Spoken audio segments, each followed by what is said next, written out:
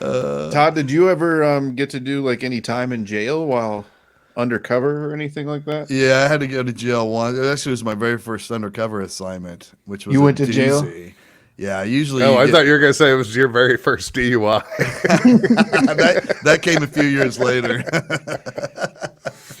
I I walked in. I was brand new, and I was being trained by this dude who looked like a legit outlaw biker. Like, he was a real big, like, bodybuilder guy, Mm-hmm.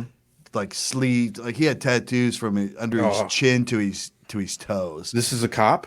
A cop. His head was. He used Whoa. to have. I remember him when he had real long hair, but now by the time I got there, it was just shaved, completely bald. So he looked like a legit Hell's Angel or something. And Did he look like that cop that was with Jeffrey Epstein and his cell? Big yeah, muscle bound yeah, meathead. kinda, yeah. And here's the thing about this dude: he was a legit Satanist. Like, that was his religion per se. And he had to explain to me, like, because he had all these gargoyle rings and, upside Yeah. down crosses and shit, jewelry wise, and he always dressed like an outlaw biker. So I'm like, all right, this is my new partner for a while. He's breaking me in. I'm like, so we're in the car, and I'm like, all right, so I already heard, like, so what's a Satanist? And he was like, well, it doesn't mean I worship the devil. All it means is, like, we are the complete opposite of Christianity. So everything Christians believe in, we believe that you guys are all full of shit, and we believe in the complete opposite. Yet still a weird amount of gargoyle paraphernalia. Like, Yeah. he lived in Fishers, Indiana, in this upscale community because, for people that aren't from Indiana, Fishers and Carmel are two, like, uppity areas of town. And he was married to an attorney, so had a big nice house and this big nice addition. And Oh. in his yard, like, his driveway and porch are just lined with, like, cement statues of gargoyles and shit, like witchcraft looking stuff. And I'm like, oh, your fucking neighbors, dude. And he's like, yeah, my neighbors hate me. Yeah, But that guy. so, as I That get to know guy him, is. I know. And he's like, his Incredible. brother is a big time attorney, his last name was Shapiro. So not that means anything. Maybe I'm being a little, just because he's Jewish doesn't mean anything. Keep but, it yeah. rolling, Todd. Keep it rolling, So baby. but he was the most soft spoken, like, nicest dude in the world. So I get my first undercover assignment on my own. I'd been with him on a few, like, low level pill deals and stuff, and Yeah. I get called into our lieutenant's office with him, and I thought I was, this was my big briefing. I'm getting cut loose on my own, and I was. But here was the deal: they were like, "Hey, we got an assignment for you. You're gonna have to go undercover in the Rush County Jail and pretend that you were arrested on dealing cocaine charges, and you're gonna have to warm up to this guy." And they show me a picture, and they said, "This guy, we have an informant in the jail who's claiming that this guy is trying to hire someone to kill the cop that has the case on him." So I'm like, this is my first case. Like, this is kind of a big deal case. I have to go in and pretend to be an inmate. At the time, I weighed. You guys didn't know me then, but I weighed like 150 pounds, maybe. Oh, wow. Yeah, I was real skinny. I had just long hair. I looked more like Twink Todd. yeah, like a tweaker or somebody you'd twink. want to fuck. Twink- yeah, twink yeah, Yeah, twink.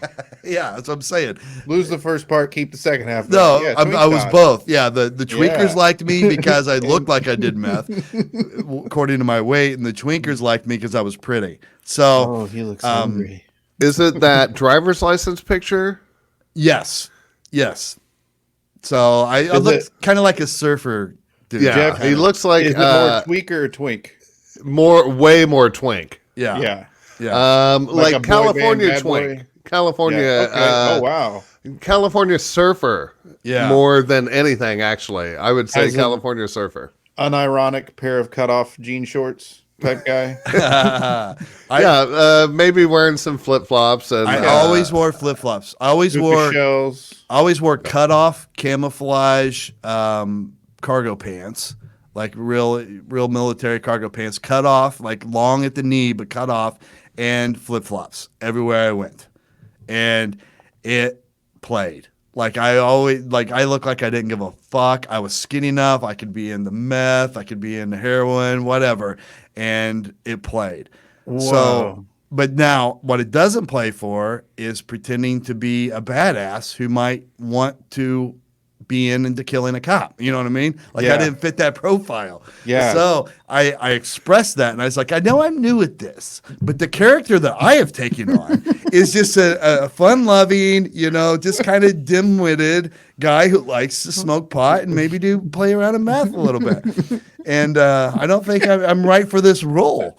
So it was just like, Oh we're no, doing Todd, an- I think you can play murderer if you just So- find that inner rage. Yeah. So they're like, all right, well, no worries, because here's the ultimate plan. Jeff Shapiro is going to go before you. He's going to be processed in about an hour before you get there. Then they bring you in. Now, keep in mind, no one in the jail knows that we're doing this. Only the sheriff of the county knows and one state police detective. So the jailers don't know. Guards don't know nothing. Yeah, obviously the inmates don't know, but none of the guards or administrative people there know anything. So he's brought in by a trooper, dropped off, and booked in just like anybody else is booked in for dealing cocaine. So an hour later, I'm brought in, same thing. And by the way, these jail guards, not nice people necessarily. They're pretty rude. Oh, Like obviously I'm having the really? worst day of my life in the role that I'm playing. And That's they're- weird. Do you think like the people they work with have anything to do with it, or just think it's general I don't know, but it's not like a hotel. Okay. I can tell you that. And jail? yeah, so I get processed in, Learning so much. and they put me in a holding cell because they don't Uh-huh. have time to deal with me right now. So I'm in my flip flops and my cut off camouflage pants and just a t-shirt, and it's freezing ass cold. Like I'm in there for another hour just waiting, and I'm freezing my ass off.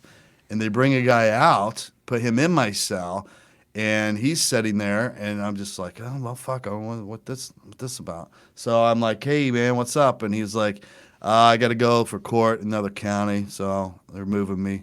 And I was like, oh okay, cool. And I was like, hey, is it always this fucking cold in here? And he was like, well, not usually, but we have staph infection really bad going on right now. So they've turned the heat way down. They have the AC way up to try to knock down the staph. And I'm like, this is fucking perfect. Just perfect. So I finally get processed in. I go in there. And by the time I walk in there, Shapiro has an entourage. He is like immediately the baddest motherfucker on the block. So they're like, oh, we got a real hardcore criminal in here. So he's telling stories at the metal table, and everybody in that block is just gathered around him, hanging on every word. And now, but my instructions from him before we go in there, which the same instructions he gave me when he first started teaching me Undercover, was don't get wrapped up in the details. Don't run your mouth too much. The more details you try to give, the more stories you're going to have to back. Yep. And you never know when you're going to walk yourself down a road where they have more knowledge about that thing than you do. And then you're tripped up. So I'm all about, at this point, I don't go into great detail about myself. I like to be a mystery, right? And so I get in there. First thing he says, he calls me Snowman. He's like, Snowman, what the fuck are you doing here? And I'm like, got busted, dude. They just hit my house. Shut up. And You he- guys are doing it. We know each other. Yeah. Oh my God. Okay. And he goes, yeah, I got the same case, man. And so the whole thing he come up with was, we got arrested by the same cop that put the drug charges on this dude who supposedly wants to have his cop killed. So maybe a conversation strikes up where, interests are shared in getting rid of this cop. So he's like, I sit down and I'm like, don't go into too many details. Don't go into too many details. And he goes, I was just telling them that story. Remember we were in that strip club in Sarasota, Florida? What was the name of that place? And I was just like, this is violating every rule that you ever taught me. I'm like, is this a trick? Is this whole thing a trick? I'm going to flunk and they're going to kick me out of Undercover. So I just start playing along and try giving details and making up stories. And we're in there for like 5-6 hours. And finally, the code for get me the fuck out of here was for me to take my shirt off. And when the trooper that was watching on the surveillance system saw that, they would send a guard down who legitimately thought that my attorney had bonded me out, and I bond out, and then Jeff bonds out. So I'm in there for about 5 or 6 hours. Jeff everybody loves him. We are like kings of the block all of a sudden. Of course, they're probably assuming that I'm his bitch. I'm guessing. Like it's kind of like, oh, I see what this guy's about. He's entertainment. So I'm like, I'm not standing here any longer because Jeff's gonna start whoring me out to people just to fucking support this role. So yeah. He wants So to do all the bells and whistles.